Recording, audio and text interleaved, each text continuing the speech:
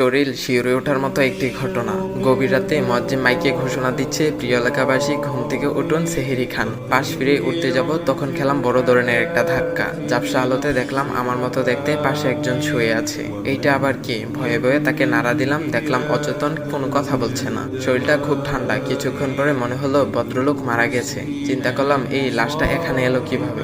আবার দেখতে পুরোপুরি আমার মতো। আমি অনেকক্ষণ চিৎকার করে সবাইকে ডাকার চেষ্টা করলাম, কিন্তু একই কেউ তো আসছে না। একটু পর দেখলাম বোন রুমের লাইটটা জ্বালালো এবং ওই লাশটার কাছে এসে বলল, ভাইয়া সেহেরি খাবি না? ফজর আজান তো দিয়ে দিবে। আমি তো পুরাই অবাক, এসব হচ্ছেটা কি? বোনের কাছে গিয়ে বললাম, ওই তোর কি মাথা খারাপ হয়ে গেছে?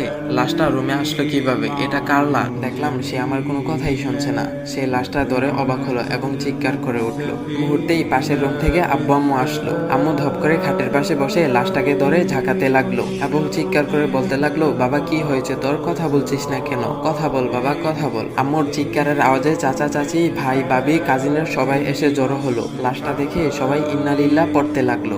আশেপাশে কান্নার রোল পড়ে গেছে। মুয়াজ্জিন যখন আমার বাবার নাম নিয়ে বলল, অমুকের ছেলে অমুক ইন্তেকাল করেছে, তখন আমি একটা হাই লেভেলের শক খেলাম। সবাই আমাকে বাদ দিয়ে লাশটা নিয়ে ব্যস্ত হয়ে পড়লো। কাউকে বোঝাতে পারলাম না যে আমি বেঁচে আছি।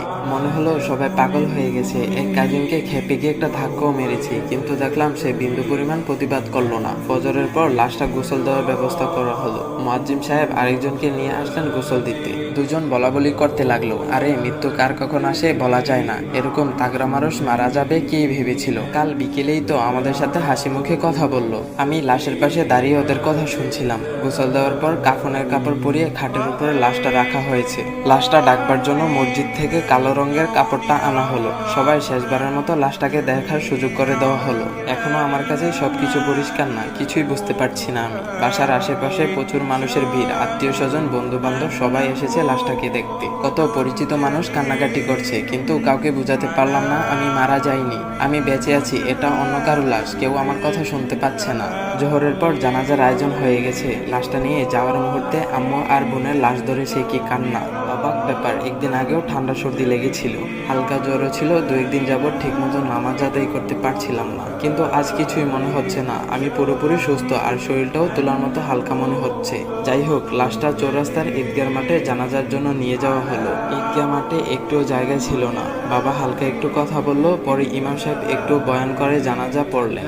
জানাজা শেষে লাশটা কবরস্থানে নিয়ে যাওয়া হলো। সেখানে গিয়ে দেখলাম দাদুর কবরের পাশে একটা কবর খনন করা হয়েছে। ঠিকঠাক ভাবেই লাশটা দাফন করে সবাই আত্মার মাগফিরাতের জন্য দোয়া পড়তে লাগলো। মোনাজাত শেষে সবাই যার যার মতো চলে গেল, কিন্তু বাবা মা বসে থাকলেন। তাদেরকেও জোর করে নিয়ে যাওয়া হলো। অবশেষে আমার কাছে সবকিছু পরিষ্কার